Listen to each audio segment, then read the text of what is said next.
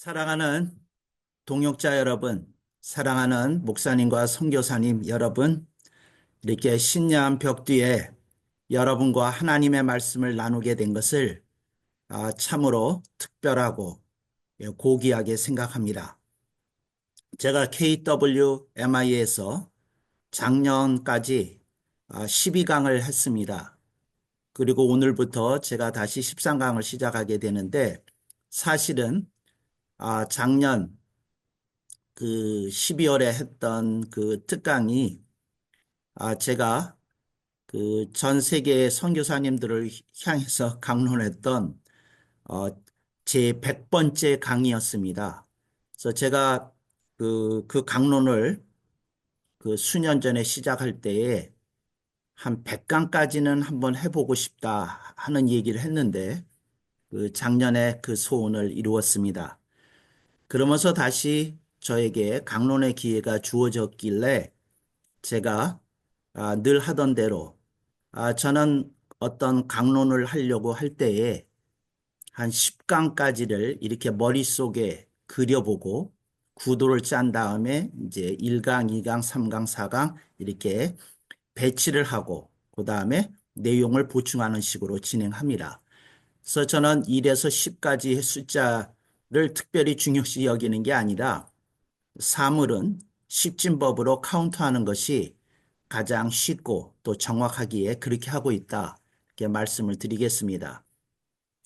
그리고 이제 그 혹시 이제 저를 잘 모르시는 분들 그 또 강의를 안 들으신 분들이 처음 들어왔을 수도 있으니까 간략하게 말씀을 드리면 저는 조직신학을 전공했습니다. 그리고 저는 성경적 조직신학의 실현을 제가 섬기는 새누리교회의 목회의 모토로 삼고 있습니다. 그러니까 성경적으로 제시되는 조직신학을 성도들에게 가르쳐야 그들이 사회에 나갔을 때 모든 분야에서 제 몫을 성경적으로 감당하기가 쉽겠다 하는 취지로 목회를 하게 되었습니다. 제가 생각했을 때 그 성경 속에 굉장히 그 중요한 것들이 많이 있는데, 제가 그 조직신학 교수를 하다가 목회를 하게 된 중요한 이유 중에 하나는 그 제가 중요시 여기는 거는 목회 현장에서 다루어지지 않고 가르치지 않더라고요. 그래서 제가 저는 본래 이 교수가 그 천성에 맞는 사람이고 또 그렇게 하는 것이 어떤 학문적 성취를 느낄 수 있기 때문에 좋은 것인데 성령님이 계속해서 그 목회 부담을 주셔서 그 조직신학 교수를 할 때서부터 목회는 하고 있었는데 이제 이게 한국으로 부르셔서 이제 전적으로 이렇게 목회에 좀 더 적용하도록 이렇게 하신 것이 있었다. 이건 제 개인적인 간증입니다. 그러면서 제가 여러 가지 현장의 것을 이렇게 부딪히게 되는데 여러분들이 제 강의를 들을 때 몇 가지를 구분하셔야 되는 게 있습니다. 하나는 설교와 강론입니다. 설교는 프리칭 하는 겁니다. 설교는 그러니까 복음을 전하는 겁니다. 프리칭. 강론은 티칭입니다. 그래서 여러분들 중에 이 KWI의 말씀을 듣고 왜 목사님이 그, 그 설교를 안 하시고 다른 걸 하시지 하는 느낌을 어떤 부분에서 받으실 때가 있는데 저는 여러분들의 메인 사역이 그 프리칭일 거라고 생각하고 이걸 또 접하는 기회는 너무도 많으니까 저는 티칭을 하기로 그래서 이렇게 정했습니다. 그래서 프리칭은 얼마나 훌륭하게 전하시는 분들이 많으십니까? 그래서 그분들에게 조금 더 들으시고 저는 티칭에 조금 더 포커스를 맞추고 있다. 이렇게 말씀을 드리겠습니다. 그래서 신학적인 용어로 프리칭에 주안점을 줄 때는 설교라고 그러고 티칭에 포인트를 맞추고 있을 때는 강론이라고 그럽니다. 근데 이게 희한한 거는 이제 근데 이 두 개의 개념이 왜 헷갈리게 됐냐면 천주교에서 우리 기독교를 따라하기 싫다고 설교라는 용어 대신에 강론이라는 용어를 채택했어요. 그래서 우리의 설교 시간이 천주교에서는 강론 시간입니다. 그래서 이게 이제 개념이 헷갈리기 시작했는데 본래 한국어로는 아, 프리칭은 설교고 티칭은 강론이다. 그래서 우리가 좀 그거에 대해서 명백히 할 필요가 있겠다 하는 생각을 하게 됩니다. 그래서 제가 어떤 것을 할 때 여러분들이 이게 진짜 강의지만 특강을 듣고 있다는 의식을 조금 하셔야 되는데 그 이유는 뭐냐면 I do not teach from the book. 저는 책에 있는 건 가르치지 않습니다. 그러니까 여러분들이 제 강의를 들으면 어디 책에 없는 내용을 가르쳐요. 그러니까 저는 이렇게 생각하는 거죠. 얼마나 많은 소스가 이렇게 인터넷에 있냐.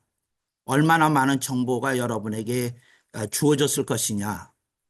또 여러분들이 얼마나 많은 장소를 가지고 있냐. 그런데 이제 여러분들이 접할 수 있는 액세스가 되는 곳 속에서 얻을 수 있는 건 여러분들이 거기서 얻으시고 저는 여러분들이 쉽게 얻지 못할 어떤 동차를 얻게 하는 어떤 강론에 초점을 맞추고 있다. 이제 여러분들이 이렇게 생각하시면 됩니다. 그런데 이제 중요한 건 제가 여러분들이 볼 때 산뜻한 걸, 새로운 걸 가리키는 느낌이 있었을 때 이제 들여다봐야 될 건 이겁니다. 이게 성경 전체가 지지하는 가르침이냐 이걸 보셔야 돼요. 그래서 여러분들이 이건 이렇게 말씀하셨는데 성경에 의하면 이거 맞는 건가요? 하고 이렇게 반문하셔도 됩니다. 근데 이제 중요한 건 제가 가리키는 것이 새롭기 때문에 이게 성경적 가르침이냐가 하고 이렇게 헷갈릴 수가 있어요. 근데 그게 문제라는 거죠. 제가 초두에 말씀을 드렸던 게 뭐냐면 저는 그걸 중요시하는데 일반 신학자들이나 일반 목회 현장에서 그런 걸 중요시하지 않더라는 거죠. 예를 들자면 오늘 요한복음서 3장 34절 이렇게 보시겠습니다. 이거 굉장히 친숙한 본문입니다. 요한복음서 3장 34절. 여러분들이 이거 한 수백 번 혹은 100번 이상은 읽으셨을 것 같은 그거 구절입니다. 근데 이 구절이 그냥 쓰여진 대로 as written 쓰여진 대로 읽으면 안 되는 구절 중에 하나예요. 이게. 그러니까 여러분이 성경을 읽으실 때 뭐 1.1핵도 뭐 가감하면 안 된다는 생각에만 가로잡혀서 성경을 읽을 때 더 깊게 파고 들어가서 읽어야 되는 것을 놓치는 게 있다는 거죠. 그 대표적인 성령님에 관한 선구 중에 하나가 오늘 본문입니다. 요한복음 3장 34절에 어떻게 되어 있느냐면 하나님이 성령을 항량 없이 부으심이라 뭐 이제 이렇거든요. 근데 여러분들이 이 as written 쓰여진 데에 대해서 여러분들이 딱 하고 뭐가 걸렸어야 돼요. 근데 걸리지 않고 잘들 넘어가셨더라는 거죠. 저는 이 구절을 처음 봤을 때 딱 걸렸던 게 뭐였느냐 하면 성령님은 성령님은 형상이 아닌데 존재가 아닌데 뭘 부어준다는 거예요. 성령님은 하나님이신데 뭘 부어주신다는 거예요. 그러니까 이제 예를 들어서 이런 구절 때문에 많은 말씀의 사역자들 속에 무의식적으로 이런 구절들이 이렇게 걸러내지 않고 침투해서 어떤 현상을 일으켰느냐 하면 성령님을 본의하고는 다르게 홀대하는 현상이 일어난 거예요. 본의 아니게. 그러니까 예를 들어서 우리가 거침없이 이런 얘기 하거든요. 성령을 받으라. 이런 얘기 하거든요. 거침없이. 근데 성경에 그런 말씀이 있죠. 근데 그거 as written 쓰여진 대로 읽으면 안 되는 거라니까요. 근데 그걸 놓치고 있으니 얼마나 안타깝냐. 그래서 제가 읽는 식대로 한번 읽어볼 테니까 무슨 차이가 있는지 한번 보셔요. 그러니까 그건 쓰여진 대로 읽는 거고 성경의 원의대로 읽으면 어떻게 되는지를 제가 한번 읽어보겠습니다. 여러분 동의 안 하셔도 됩니다. 동의를 강요하는 게 아니라 검토하시라는 겁니다. 읽어보겠습니다. 하나님의 보내시니 곧 하나님의 사람은 하나님의 말씀을 하나니 이는 하나님이 성령님, 성령께는 님자가 반드시 붙어야 됩니다. 여러분이 함부로 그렇게 성령 할 수 있는 그런 분이 아니십니다. 하나님이시거든요. 아멘을 안 하시네. 성령님이시거든요. 그리고 성령님을 이렇게 읽으면 안 되고요. 이 구절은 성령님의 기름 부으심을 한량없이 부어주심이니라 이렇게 읽어야 됩니다. 그러니까 성령님의 기름 부으심을 한량없이 부어주는 거지 성령님을 한량없이 부어주는 게 아닙니다. 근데 왜 아니냐면 그럼 그분이 small God 그러니까 이렇게 그 작은 의미의 하나님이 되지 않겠어요? 그렇다면 그런 게 아니잖아요. 우리는 성령님의 기름 부으심으로 우리의 내면이 우리의 영이 채워지는 거지 성령님 존재 자체로 채워지는 건 아니에요. 그러니까 우리가 그 어떤 걸 얘기를 할 때에 우리가 링크가 걸리는 거하고 우리가 그분 자체가 되는 거하고는 굉장히 조심스럽게 표현해야 될 영역입니다. 왜 그런 거 하니? 우리는 하나님이 아니기 때문에 인성을 가지고 있기 때문에 언제 우리들의 악과 죄와 허물이 튀어나올지 몰라요. 그러니까 우리가 성령님의 기름 부심 속에서 충만하게 된다고 할지라도 우리는 죄의 유혹을 받으면 악의 공격을 받으면 언제든지 넘어질 수 있고 무너질 수 있는 존재들이에요. 그러니까 그 근데 만약에 그걸 액면 그대로 as written 쓰여진 대로 읽으면 어떤 일이 생기냐면 성령님이 그렇게 채워진 사람이 무너질 리가 없지 않습니까? 쓰러질 리가 없지 않습니까? 성령님의 기름 부으심을 받은 거지 그 자체는 아니다. 그래서 사람들이 막연하게 뭐 특히 부흥회 같은 거 할 때 보면 어떤 그 특별한 집회를 할 때 보면 사람들이 성령님을 막 뿌리고 다니는 것처럼 던지는 것처럼 그 표현에 있어서 사람들에게 받으라는 걸 강조하는 나머지 그런 것이 생기거든요. 근데 성령님은 하늘 보좌에 두시고 그 성령님이 역사하심을 따라 성령님이 부어주시는 기름 부으심을 우리들이 받는다. 이제 이렇게 이해해야 됩니다. 그래서 여러분들이 성령이 부어진다는 어떤 성경 구절이 나올 때마다 이제 그 조심할 거는 이건 기름 부으심을 말하는 거지 성령님과 우리가 합일된다는 유니언이 일어난다는 그런 의미는 아니다. 이렇게 여러분들이 생각하시면 좋겠습니다. 제가 이 말씀을 드리는 것에 제가 아픔이 있어요. 무슨 아픔이 있느냐면 성령님과 우리 간의 그 합일이 일어난다는 말을 극도로 조심해야 되는 이유 중에 하나는 제가 수많은 사역자들을 역사적으로나 현실 속에서 그렇게 만나고 보았고 관찰하고 지켜봤어요. 근데 제가 악이 안 튀어나오고 죄가 안 튀어나오고 허물이 안 튀어나오는 존재를 저는 거의 본 일이 없거든요. 근데 하나님과의 성령님과의 합일이 이루어졌다면 그럴 리가 없지 않습니까? 그러니까 저는 그 현실을 토대로 가서 그 이렇게 그 사람에게 적용시켜서 보는 겁니다. 그 개혁주의에서 인간의 전적인 타락을 말하는 이유가 뭐냐면 인간이 얼마나 악한 존재냐면 성령 충만해도 무너질 수 있다는 거예요. 넘어질 수 있다는 거예요.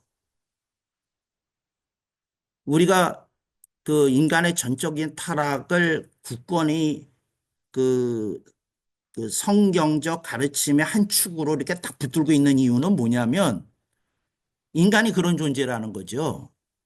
하나님의 무한한 은혜와 사랑과 축복을 받고도 언제든지 딴짓을 할 수 있는, 언제든지 한눈을 팔 수 있는, 언제든지 허튼 짓을 할 수 있는 존재라는 걸 우리들에게 상기시켜주고 있는 것이다. 그러니까 이걸 우리들이 잊지 말아야 된다 하는 거죠. 그러니까 여러분들이 그 부분에 대해서 이렇게 생각해 보실 수 있기를 바랍니다. 신학적 전통에는, 신학적 전통에는 그 성도의 완전을 그 가르치는 교리들이 있어요. 특히 그 감리교 성결교 계통에서 이 웨슬리안 전통에서는 이게 강합니다. 그러니까 인간이 완전할 수 있다. 이걸 믿는 거죠. 근데 저는 인간이 완전할 수 있다고 하는 가능성 자체를 부정하려는 것이 아니라 인류 역사 전체 성경 전체를 보여주는 그 인간의 모습은 특별히 성경 속에서 기록된 하나님의 사람들의 행태 속에서도 보여주는 모습은 그들은 가끔씩 잊어버릴만 하면 인간적인 연약함과 인간적인 허물과 죄를 보여줬다는 거예요. 아브라함이 자기 아내를 누이라고 이렇게 인정하는 그런 부끄러운 태도 같은 거 합리화시키기 이전에 그렇게 말하면 안 되거든요.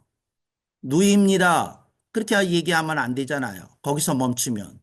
제 누이였는데 지금은 내 아내가 된 사람입니다. 이랬어야지. 그러니까 아브라함에게서조차 그런 모습이 나타난다는 거.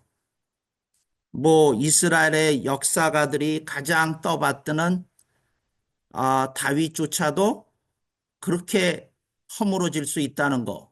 이제 이게 이제 전적인 타락의 얘기인데 그래서 오늘 본문 말씀을 보면서 이게 성령님과 성령님이 역사하심 속에서 나타나는 기름 부으심을 여러분이 세밀하게 좀 그 구별해서 들여다볼 필요가 있다. 이제 이러는 거고, 인간의 전적인 타락을 제가 이제 웨슬리안 신학자하고 토론을 한 적이 있는데, 인간의 전적인 타락을 왜 그토록 그 붙드냐고, 음, 그 성도의 완전이라고 하는 훌륭한 교리가 있는데 그걸 왜 붙드냐고 이렇게 저한테 묻더라고요. 그래서 제가 이런 얘기를 했습니다. To be humble. 인간의 전적인 타락을 붙들어야 우리가 겸손해집니다. 이럴 때 박수 치고 아멘 해야 되는데. 근데 하여튼 우리가 인간의 전적인 타락을 붙들지 않으면 겸손해지기 되게 어려워요. 그래서 저는 목회자들이 설교 중이나 강론 중에 너무 자신만만한 모습을 보일 때 가슴이 철렁철렁해요. 왜 철렁철렁 하냐면 인간은 그렇게 믿을 만한 존재가 못 되거든요. 인간은 그렇게 대단한 존재가 아니거든요. 인간은 그렇게 불변하는 존재가 아니거든요.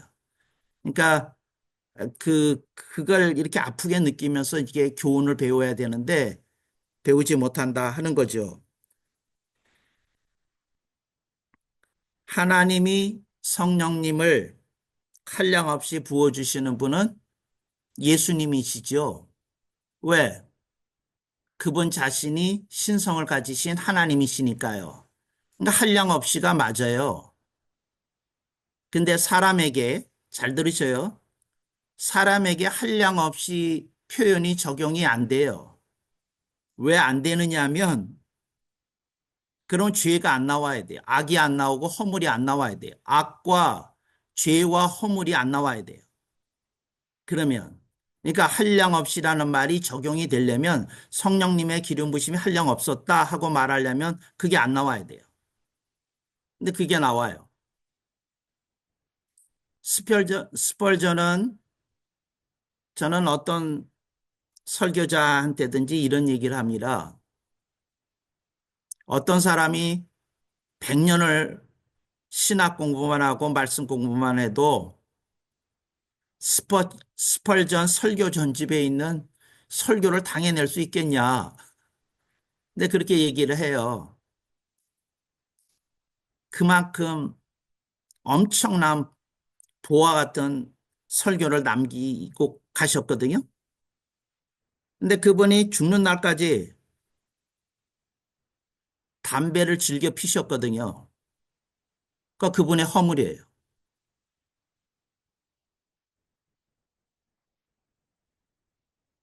제가 아는 어떤 목사님은 월남하셔서 이북에 처가 있는데 그러니까 대한민국으로 건너오셔서 이게 결혼하셨어요. 그리고 목회를 훌륭하게 하셨어요. 그 허물이에요. 그렇게 하면 안 되거든요.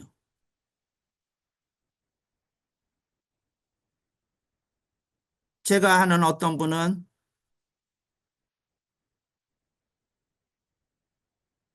비즈니스를 하다가 주님의 부르심을 받고 목회자가 된 분인데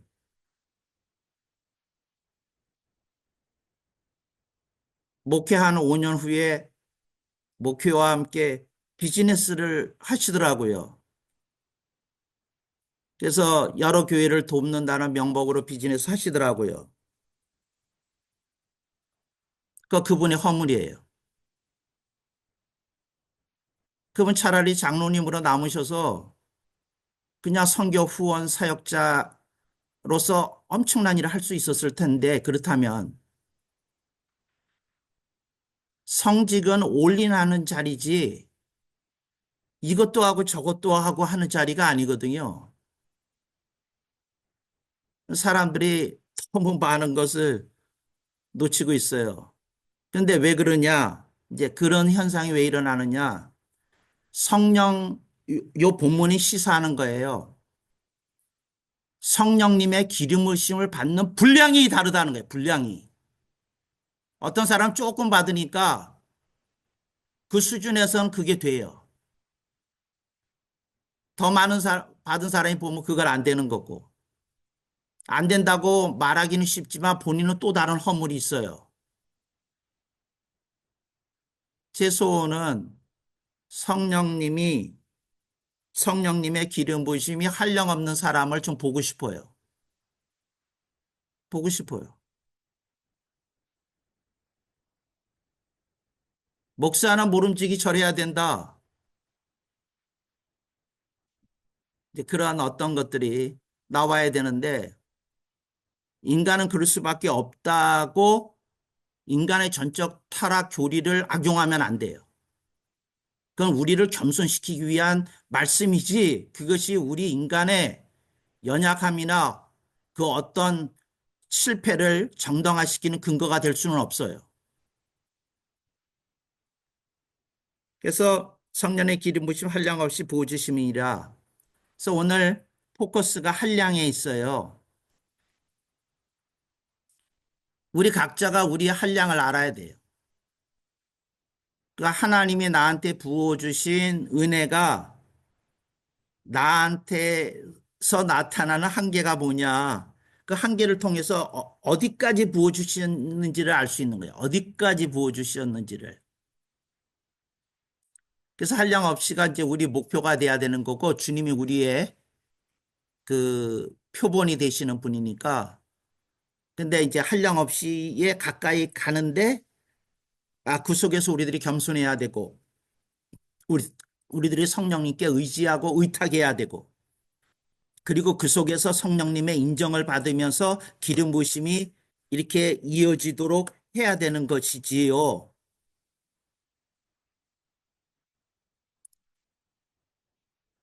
어떤 분이 하여튼 부당하게 이혼을 하셨어요. 근데 이혼하시면 안 되는데 이혼하셨어요. 이제 자세한 얘기 안 해도 여러분들이 그 정도 얘기하면 짐작이 가시겠죠. 그리고는 그 불륜의 상대랑 결혼을 하셨어요. 그러고는 사역을 제기하셨어요.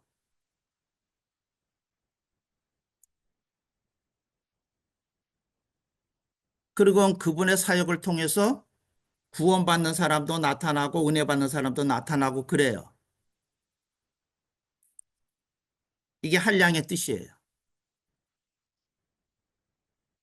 그러니까 어떤 사람은 그 성령님의 기름 부심 받은 것을 자신을 변화시키는 데는 쓰지 않고 사역의 성과를 위해서 사용한다는 거죠. 성령의 기름 부심이. 근데 여러분들이 초대교회의 역사를 이렇게 긴밀히 좀 들여다보면 어떤 일이 있었느냐 하면 성령님의 기름 부심이 임했을 때 그 사람 존재 인생관 가치관 자체가 혁명적으로 변화했어요. 이게 무슨 말이냐면 사역의 성과로 그게 나타났던 게 아니고 본인이 뒤집어졌다고요. 그런데 요즘은 그래서 이제 이 한량이라는 말이 굉장히 희한한 말인데 어떤 사람은 본인은 변화시키지 않고 그 기름 부심 받은 것을 사역의 성과를 위해서 도구로 사용해요. 그래서 본인이 사역의 성과가 나타나니까 본인이 잘못하고 있는 것을 은폐하는 합리화의 도구로 기름 부심을 사용해요. 이거 정말 엄청난 일이에요. 이거는 정말 엄청난 일이에요. 어떻게 말로 다 할 수가 없어. 아파서. 아파서. 사람들은 자꾸 어떤 제가 뭘 얘기를 하면 자꾸 엉뚱한 데서 포인트를 잡아요. 그러니까 당신은 완벽하다는 소리냐, 이딴 소리나 해요. 그 얘기가 아니잖아요. 우리가 말씀 앞에 바로 서야 된다는 얘기를 한 것이지. 저는 예외겠어요? 설교자가 먼저 들어가야죠. 당연히. 저부터 적용해야죠. 한량이 아주 아픈 말이에요. 그러니까 이게 그 한계를 드러낸다는 거죠. 그 사람의 한계를 어떻게 하는지. 그런데 한량 없이 이렇게 은혜가 정말 제대로 임한 사람의 경우는 첫째 본인이 변하고 본인이 깎아지고 다듬어지고 그래요. 그리고 본인의 눈이 맑아요. 세상 보는 눈이. 그리고 세상에서 크게 되고 잘 되는 것에 크게 연연하지 않아요. 이게 눈이 맑은 사람이 보여주는 거예요. 근데 아무리 성령님의 기름 부심이 충만하다고 할지라도 그 한량이 드러나는데 어떤 분은 예수님만으로 행복해지지 않아요. 사역의 성과가 풍성해야만 돼요. 근데 그 차이가 뭔지 하여튼 좀 생각해 볼 수 있었으면 좋겠거든요. 전도자 빌립은 사마리에서 부흥회를 하다가 주님이 부르시니까 사막으로 가요. 간다게 내시를 만나기 위해서. 근데 그분의 한량은 거기까지인 거죠. 부흥회를 하다가도 성령님이 딱 부르신다? 미안해요. 성령이 부르시니까 나 이거 따라야 돼. 그러고 갈 수 있는 사람이 몇 사람이나 되겠어요.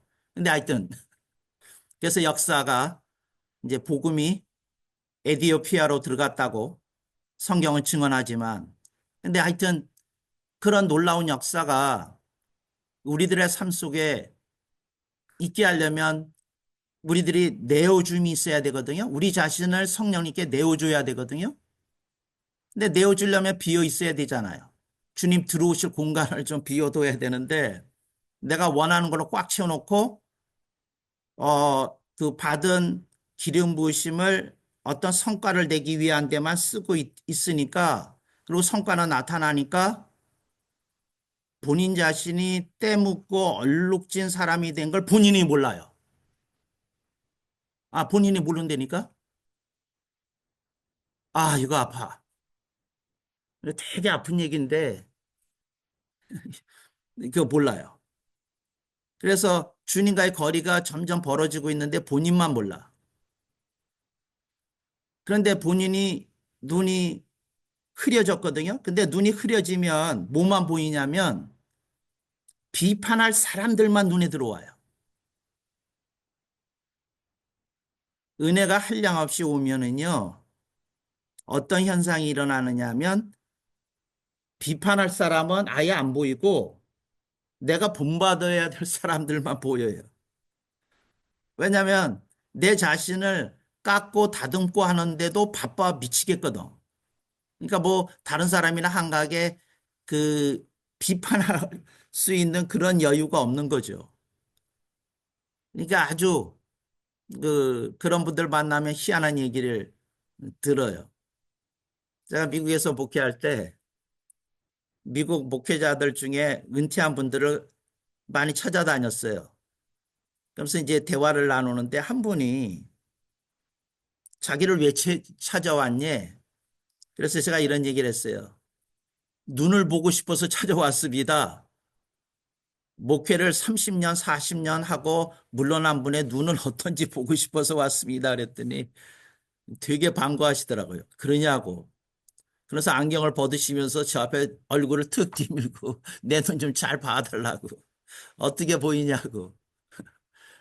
그러신 분이 있었는데 제가 그분한테 물어봤어요. 뭘 물어봤느냐 하면 자기는 어떻게 점검하느냐고. 그러니까 사역을 하다 보면 회중만 보이지 전도 대상자만 보이지 목회자 자신이 잘 안 보일 수 있거든요. 근데 자신은 어떻게 보느냐고 그런 얘기를 하더라고요. 그, 그, 그랬더니 그분이 조금 고민하더니 이런 얘기를 하시더라고요. 자기가 점검 리스트가 있대요. 그래서 점검 리스트를 얘기하는데 그 중에 하나가 1번이 뭐냐면 나는 얼마나 내 가족을 행복하게 해주고 있는가 그걸 본다는 거예요. 사역의 성과를 보는 게 아니라 나는 내 가족을 행복하게 해주고 있나? 그러면서 그 가로하고 쓴 걸 보여주시더라고요. 행복이라는 단어 속에 안에다가 위로. 그러니까 나는 내 가족에게 위로가 되는 사람인가? 그 옆에 쓴 단어가 소망. 내가 내 가족에게 소망을 주고 그걸 나누는 사람인가? 그 옆에 또 하나 있어요. 용기. 나는 내 가족에게 위로와 소망과 용기를 주는 사람인가? 여기에 내가 예수할 수 있으면 나는 행복을 주는 사람이 맞네. 그리고 구체 점검 항목까지 써놨더라고요. 근데 이제 이런 사람을 찾아다니면서 얻으면 이런 얘기를 듣는 거죠. 이 보석 같은 얘기예요. 보석 같은 얘기. 저는 이런 보석 같은 얘기를 많이 알아요. 왜? 이걸 알고 싶어서 찾으러 다녔거든. 모으러 다녔거든. 여러분이 저한테서 점심 한 끼 드시려면 그런 얘기 하나 갖고 오셔야 돼. 그런 보석 같은 얘기. 아, 내가 정신이 번떡 나는 얘기를 하나 들은 게 있습니다. 그걸로 오늘 점심값 대신 하겠습니다. 그런 대화를 하고 싶네요. 여러분하고. 근데 그분은 뭘 알고 있었던 거죠? 우선 가까운 사람들에게 내가 힘을 주는 사역자가 돼야지 내가 다른 사람은 다 건지고 내 가족은 놓치는 일이 생기면 안 되겠다는 걸 이분은 알고 계시더라고요. 근데 이런 게 이제 자기 점검인 거죠. 근데 성과만 보면 안 되는 그 어떤 것이 있었어요. 또 하나 어떤 분이 있었는데 이분은 사역을 하다가 조금 아, 하여튼 부끄러운 일이 있어가지고 그 날리던 분이었는데 아주 총구석으로 숨어 들어가셨어요. 몬타나라고 가보신 일 있나요? 미국에? 그 몬타나라고 주 자체가 촌이라고 생각이 드는 주인데 근데 몬타나로 숨어 들어가셨어요. 근데 제가 그 얘기를 듣고 몬타나에 있는 목사님들한테 전화를 걸어가지고 이분이 날리던 분이 몬타나 어느 구석에 가가지고 그 조그만 그 회중을 이끌고 이렇게 지내신다는데 내가 만나보고 싶은데 어디 계시냐? 그래가지고 LA에서 그 몬타나까지 하여튼 20시간 가까이 이제 운전해가지고 겨우 찾아서 갔어요. 그런데 그래서 그분한테 이렇게 물은 거예요. 그랬더니 그분은 나한테 그 자기를 왜 찾아왔냐고 그래서 당신하고 솔직한 대화를 통해서 듣고 싶었다고 그랬더니 아, 오늘은 안 되고 내가 내일 일정을 비워둘 테니까 내일 오라고. 이제 그분하고 같이 산 기슭에 가서 몬타나 산이 좋아요. 산 기슭에 가가지고 커피랑 도너스랑 이렇게 앞에 놓고 대화를 하는데 슛 물어봐 그러더라고요. 그래서 제가 첫 번째 이걸 물어봤어요. 뭐가 제일 아팠느냐고. 당신에게 그러한 어떤 일이 있어서 온갖 비난, 비방 다 당하고 뭐 일도 있었던데 하여튼 뭐가 제일 아팠냐고 물어봤어요. 근데 그분이 특별한 얘기를 하더라고요.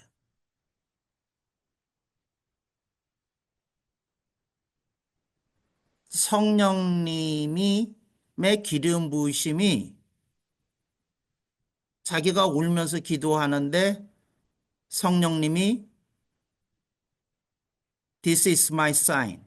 이게 내 사인이다 그러시면서 이렇게 양쪽 손끝으로 이렇게 휙 하고 나가시는 게 느껴졌다는 거예요. 그러니까 성령님의 기름 부으심이 떠나는 그런 체험을 한 거예요. 근데 성령님이 떠나신다는 그 사실이 너무 아파가지고 울었다는 거예요. 그래서 그 확실한 신호를 받고 사역 다 적고 잘못했다고 그러고 빡 그러고 사람들 없는 데 가서 그냥 지내다가 만나는 사람들한테 부끄러운 자기 얘기를 하면서 여러분들을 제대로 살라고 얘기하다가 젊은이들이 모여서 조그만 교회 아닌 교회, 그분은 교회라고 부르지도 않고 컨그리게이션이라고 어셈블리라고 부르시면서 그냥 그렇게 하시더라고. 내가 어떻게 교회라는 간판을 달겠느냐고. 그런데 제가 그분 눈을 보는데 눈이 맑아요. 아, 참으로 회개한 사람의 눈이더라고. 여러분, 여러분의 한량을 보세요. 여러분의 한량을. 나는 기름 부심 속에서 어디까지 내 한계가 나타나고 있는지.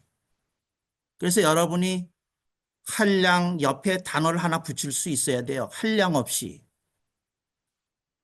은혜가 넘치는 사람이다. 제가 쓰는 표현으로는 눈이 갈수록 맑아지는 사람이다. 그 사람을 제대로 지켜본 사람들만이 맡을 수 있는 그리스도의 향기가 뿜어져 나오는 사람이다. 이게 이제 그런 뜻이거든요. 그래서 성령의 기름 부으심의 한량이라는 말은 예수님만 한량 없으시고 우리는 한량이 있다. 그리고 그 한량이라는 말이 암시하는 것은 인간은 전적으로 타락한 본성을 갖고 있기 때문에 언제든지 악과 죄와 허물이 수시로 예고 없이 언제나 튀어나올 수 있는 존재다. 그래서 우리는 겸손해야 되고 성령님께 무릎 꿇어야 되고 그분이 시키는 대로 살기 위해서 조금 우리 자신을 조금 더 낮출 필요가 있다. 그리고 우리는 그런 성령님의 기름 부심을 통해서 우리 자신이 먼저 변해야 된다. 사역의 성과로 먼저 사용하는 나쁜 습관을 고쳐야 된다. 그리고 우리는 다시 그분한테 와서 나는 무익한 종이라 하고 다시 엎드려야 된다. 그래서 그분이 그런 우리들의 모습을 보고 가상히 여겨서 기름 부으심을 이어서 부어 주시더라. 이제 이런 걸 보고 싶은 거죠. 이제 이런 KWMI의 목사님들, 선교사님들 동역자 되시기를 주님의 이름으로 축원하고 축복합니다. 아멘. 말씀 마칩니다.